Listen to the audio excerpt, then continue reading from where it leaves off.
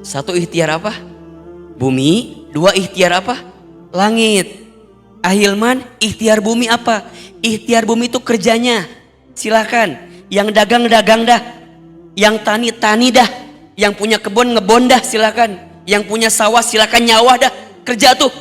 Kerja. Yang kemudian profesional ASN atau apapun itu, ayo kerja.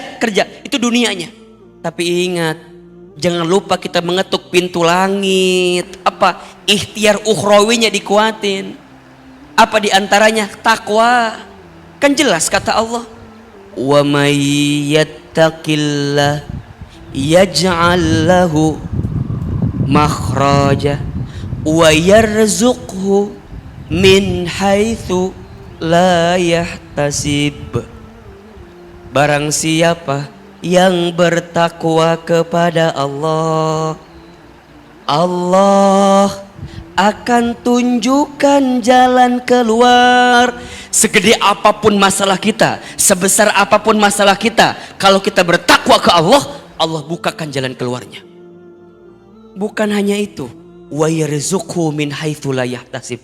Allah akan berikan rizki dari jalan yang tak pernah disangka-sangka. Jadi gimana Ustadz? Ayolah, kalau kita pengen rizki kita mudah, rizki kita tenang, rizki kita lapang, ikhtiar. Ikhtiarnya ada dua. Ikhtiar buminya kerja, dagang, usaha gitu. Tapi ikhtiar langitnya, tingkatkan ketakwaan kita kepada siapa? Allah. Yuk, kita susun agenda hariannya. Bangun jam berapa? Sepertiga malam. Terus ngapain? Tahajud ya? Sholat tahajud itu, ayah bunda sayang, bapak ibu sekalian, sholat yang bisa mengantarkan kemuliaan bagi seorang manusia. Makin hebat tahajudnya, makin mulia hidupnya. Surat Al-Isra ayat 79. Wa minal laili fatahajjad bihi nafilatan lak asa ayyab'asaka rabbuka maqamam mahmuda. Dan di waktu malam bangunlah, dirikan sholat tahajud. Tuh langsung disebutkan, langsung fatahajjad kan gitu. Bangunlah, dirikan sholat tahajud nafilatan laka, sebagai tambahan untukmu. Lihat apa yang akan Allah berikan kepada orang yang ahli tahajud. Asa ayyab asaka rabbuka maqamam mahmuda. Maka Allah akan angkat derajat orang yang ahli tahajud tadi, maqamam mahmuda, ke tempat yang paling tinggi. Makanya ibu bapak nih, kita yang sedang terpuruk, yang sedang down, yang sedang di bawah, ayo bangkit lagi. Gimana caranya? Hadirkan sholat tahajud. Hadirkan sholat tahajud. Sholat tahajud itu adalah sholat yang bisa menguatkan diri kita untuk bisa mendapatkan derajat tertinggi di hadapan Allah Subhanahu wa Ta'ala. Setelah itu ngapain Ustadz? Jangan tidur lagi, lanjut zikir, kan gitu. Perbanyak zikir di waktu sahur, minimal dengan istighfar. Astagfirullah, astagfirullah, astagfirullah. Mohon maaf, boleh jadi rezeki kita seret, hidup kita susah, hidup kita sulit, karena masih banyak dosa yang pernah kita lakukan. Mungkin ada dosa kita di masa lalu yang belum kita taubatin. Mungkin ada kesalahan kita di masa lalu yang belum kita istighfarin. Wa fil asharihum yastaghfirun. Kan begitu. Orang yang di waktu sahur mereka memperbanyak istighfar. Nabi SAW tidak pernah kurang dari 70 kali, disebutkan dalam keterangan lain tidak pernah kurang dari 100 kali beristighfar setiap hari. Itu Nabi, Rasul. Surganya pasti, hisabnya aman, amalnya banyak, dosanya tidak ada, dimaksum, tapi tidak pernah kurang dari 100 kali beristighfar. Kita siapa? Kita Nabi bukan, Rasul bukan, surga belum jelas, hisab masih menegangkan, amal dikit, dosa banyak. Kita masih belum mau istighfar. Allahu Akbar walillahil hamd. Ayo, perbanyak istighfar di waktu sahur. Setelah itu apa Ustadz? Siap-siap dirikan sholat sunnah fajar 2 rakaat sebelum subuh. Kan Bapak Ibu tahu apa pahalanya? Barang siapa yang menunaikan sholat fajar, sunnah fajar 2 rakaat sebelum subuh, maka dia mendapatkan pahala seperti apa? Seperti apa? Mendapatkan dunia beserta isinya. Bukan hanya dunianya saja, dunia beserta isinya. Bukankah itu yang kita cari selama ini? Betul apa enggak? Kita banting tulang, tulang banting, kaki di kepala, kepala di kaki, kesana kemari, mencari alamat. Alamat palsu lagi. Apa yang kita cari? Dunia kan? Ya Rob, kata Nabi itu jelas. Orang yang sholat 2 rakaat sunnah fajar sebelum subuh dapetin dunia beserta isinya. Terus gimana Ustadz? Setelah itu subuh berjamaah ke masjid. Barang siapa yang sholat subuh berjamaah di masjid, maka di hari itu dia mendapatkan zimmatillah, penjagaan dari Allah. Jadi kalau hari ini tadi kita sholat subuh berjamaah, maka sepanjang hari dia mendapatkan penjagaan dari siapa? Allah. Kalau Allah udah jaga kita, kelar hidup kita, enak, nyaman. Allah jaga kita. Mau ada yang nipu kita, mau ada yang zolim sama kita, mau ada yang ambil hak kita, kalau Allah yang sudah jaga gimana? Allah jamin kita, aman hidup kita. Kemudian ngapain lagi Ustadz? Lanjut, nggak pulang dulu, dia duduk di masjid. Barang siapa yang sholat subuh berjamaah di masjid, summa qa'ada, kemudian dia duduk, ngapain? Zikir, muhasabah, baca Quran, taklim, kajian di masjid. Sampai kapan Ustadz? Sampai datangnya waktu syuruk. Setelah itu kemudian dia sholat 2 rakaat, maka dia mendapatkan pahala apa? Haji umrah sempurna. Kemudian Ustadz, infak sodakoh, infak pagi, sedekah subuh. Almarhum guru kita Allahu yarham Syekh Ali sering bilang, sedekah subuh. Ustadz, apa pahalanya? Ya Rob, perhatikan hadis berikut ini. Ya, untuk kita agar terbiasa sedekah subuh. Ma min yaumin tusbihul ibadu illa malakani yanzilani. Tidak ada di setiap hari seorang hamba kecuali di setiap pagi ada 2 malaikat yang turun kepadanya. Berapa malaikat? 2. Jadi setiap pagi ada 2 malaikat yang turun. Ahilman, ngapain malaikat itu? Ternyata 2 malaikat ini berdoa kepada Allah. Sekarang saya mau tanya, kalau malaikat berdoa pasti diijabah atau tidak? Pasti dikabulkan atau tidak? Pasti. Apa doanya? Malaikat yang pertama berdoa kepada Allah, Allahumma a'ti munfiqan khalafa. Ya Allah, berikanlah munfiqan kepada orang yang berinfak, bersedekah di waktu pagi hari tadi. Apa? Khalafa, ganti yang lebih baik daripada apa yang dia infakkan. Ini yang doa siapa ini? Yang doa siapa ini? Malaikat, bukan Ahilman, ini malaikat yang doa ini. Ganti dengan yang lebih baik. Kemudian malaikat kedua berdoa, apa doanya?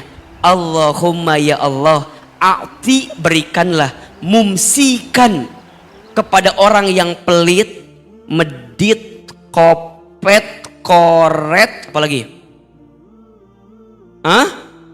Meregehese, cap jahe, buntut kasir, medit betul. Apa? Talafa, binasakan dia dengan apa yang dia miliki. Apalagi Nabi juga berdoa di waktu pagi. Apa doa Nabi? Allahumma barik li ummati fi bukuriha. Ya Allah, berkahilah umatku di pagi harinya.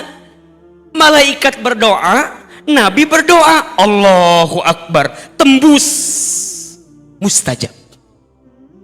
Dan itu adanya kapan? Di pagi hari. Makanya orang tua kita dulu ya suka bilang gini, jangan bangun kesiangan, nanti rizkinya dipatok. Yang ngambil ayam kan, bukan toko sebelah ya. Ayam. Ngapain lagi Ustadz? Baru ikhtiar, jalan, ayo siap-siap, bismillah. Yang kantor berangkat ke kantor, ya. Yang dagang siapin lapaknya, bismillah. Awalnya kita udah nyiapin ikhtiar langitnya dulu kan. Coba dari tahajud, istighfar, sholat fajar 2 rakaat sebelum subuh, sholat subuh, kemudian isyraq, kemudian infak sedekah. Masa sih rizkinya nggak ada? Ya nggak? Kemudian apa? Duha, sholat duha. Barang siapa yang tidak meninggalkan 4 rakaat sholat duha di pagi hari, maka Allah akan cukupkan kebutuhannya. Cukup kebutuhannya. Kita gak usah minta banyak lah, minta cukup aja. Betul? Mau bangun rumah, cukup. Renovasi rumah, cukup. Ganti mobil, cukup. Nambah kendaraan, cukup. Beli ruko, cukup. Haji umroh, cukup. Nikah lagi, tidak cukup. Jangan. Cukup, minta yang cukup. Kan itu yang kita minta sama Allah, betul gak? Karena banyak orang yang berlimpah tapi gak cukup hatinya. Banyak orang yang punya segalanya tapi gak cukup. Tapi ada orang yang mungkin dikit-dikit aja, gajinya gak gede Ustadz, tapi cukup gitu. Allahu Akbar. Coba saya mau tanya ibu bapak, tolong jawab, pilih mana? Kaya gelisah, miskin tenang. Saya tahu jawabannya, saya tahu ya. Yang ketiga jawabannya ya. Kaya. Kalau boleh milih ini mah ya. Mungkin kita nggak usah minta yang banyak-banyak, tapi tenang, cukup, itu kebahagiaan. Maka ayo duha, jangan sampai lupa sholat duha itu. Kalau mau kita sempurnakan 12 rakaat kan, barang siapa yang sholat duha 2 rakaat, maka kelak dia dibangunkan istana di mana? Di surga. Makanya dalam duha kita sering doakan setelah duha apa? Allahumma inna duha'a duha'uka wal baha'a baha'uka wal jamala jamaluka wal quwwata quwwatuka wal qudrata qudratuka wal ismata ismatuka. Lanjut doanya. Allahumma in kana rizqi fis samai fa anzilhu wa in kana fil ardi fa akhrijhu wa in kana haraman fatahhirhu wa in kana mu'assiran fayassirhu wa in kana ba'idan faqarribhu ma ataita ya Allah fi ibadika sholihin. Ya Allah, jika rizkiku masih di langit, maka turunkanlah. Jika rizkiku masih di bumi, maka keluarkanlah. Jika rizkiku masih haram, maka sucikanlah. Jika masih sulit, mudahkanlah. Jika masih jauh, dekatkanlah. Ya Allah, berikan kami rizki sebagaimana Engkau berikan kepada hamba-Mu yang soleh. Nikmat apa enggak? Nikmat apa enggak? Ayo, rizki itu harus dijemput. Makanya punten mohon maaf ya, Ahilman tuh paling kesel sama orang yang bikin status akan indah pada waktunya. Tapi gawe henteu gitu. Cicing we. Statusna naon? akan indah pada waktunya. Statusnya akan indah pada waktunya. Tahajud malas, subuh kesiangan, duha nggak mau, zuhur kelewatan, asar kesorean, maghrib di perjalanan, isya ketiduran. Statusnya akan indah pada waktunya. Indah yang mana keles? Yang paling kesel lagi, udah mah ikhtiar langitnya enggak, ikhtiar buminya juga enggak. Bangunnya kesiangan, suruh kerja enggak mau, milih-milih kerjaan. Ayah bunda sayang, kondisi saat ini membutuhkan kita ya, mengistirahatkan otak, menghidupkan hati kan? Ya enggak? Sekarang kan serba enggak nentu Pak, betul enggak sih? Dipikir pakai logika makin gak nyambung. Jadi gimana? Kita butuh kedekatan dengan Allah yang kuat Pak. Beneran. Beneran. Doa kita harus makin kenceng Bu sekarang Pak. Betul apa enggak? Ya, amal kita harus makin banyak Pak. Ini bentuk kita ngundang rizki. Allah tuh datang ke kita gitu loh. Kita ngandelin usaha kita semata, capek yang ada Pak. Capek nggak kira-kira? Capek. Ya kan? Ngandelin strategi A, B, C, D. Stres Pak. Stres. Kita butuh strategi langit kayaknya sekarang itu. Ya, Allah yang bisa menggerakkan semuanya ini. Kan kita jelas, yakin kan? Yang ngasih rizki siapa? Yang ngasih rizki siapa? Yang ngatur rizki kita siapa? Yang menghidupkan siapa? Yang mematikan siapa? Allah. Maka catatannya adalah jangan sampai ikhtiar kita menjemput rezeki melupakan kita kepada Allah Sang Maha Pemberi rezeki gitu loh maksudnya. Jelas? Jangan sampai kesibukan kita menjemput rezeki membuat kita lupa dan lalai kepada Allah Sang Maha Pemberi rezeki.